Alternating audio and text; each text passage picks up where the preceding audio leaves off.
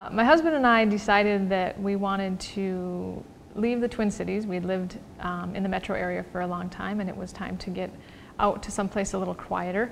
We both have farming in our background, so the first thing that we did was plant the vineyards. That was very important to us if we were going to have a winery someday.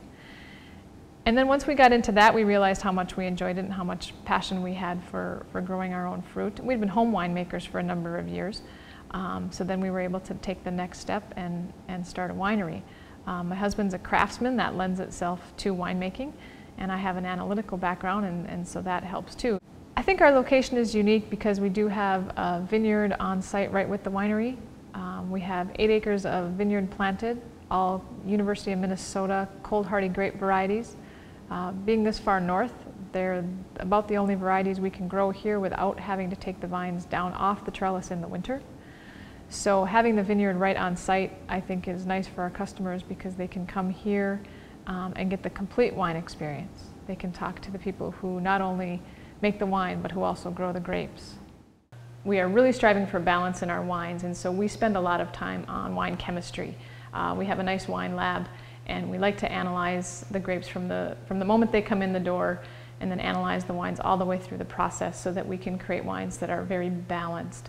We have some challenges here being in a northern climate, and so we need to be aware of what those challenges are so that we can have a balanced wine come out at the end. We bring grapes in, and the first part of the process is to destem and crush the grapes, and then if we're making a white wine, the grapes would go straight into our press, and then they would go into a fermentation vessel. If we're making a red wine, we'll leave the grapes on the skins and ferment the whole grape with the skins and the juice to extract color and flavor from the skins, especially if we're making a dry red wine.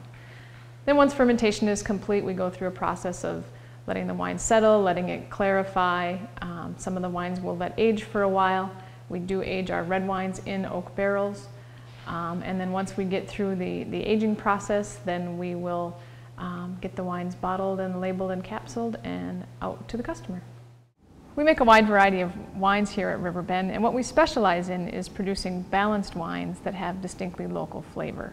We like to incorporate the grapes that we grow here, the University of Minnesota varieties, into the wines that we make. So we have our best-selling wine is called Frontenac Magenta, and that's a semi-sweet rosé wine made from the Frontenac grape. We have another wine called La Crescent, made from La Crescent grapes, also University of Minnesota variety. Semi-sweet white that's maybe similar to a Riesling. We also have a fairly unique dessert wine made from Frontenac Gris, so it's sweet, but it's still quite fruity, and that's been fairly popular. We also make some dry reds, we make dry whites, and we do a little bit of blending with both strawberries and cranberries from different areas of Wisconsin. We can host some different events here at Riverbend. We can turn our tasting room into a banquet hall, and we can seat 55 people for something like a wedding reception or a party. We also have an electronics-equipped conference room that seats 14. That room can be used for board meetings. We teach wine classes there, or if someone wanted, they could do a catered wine dinner in that room. My favorite part about this business is actually sharing the wine with the people that come here.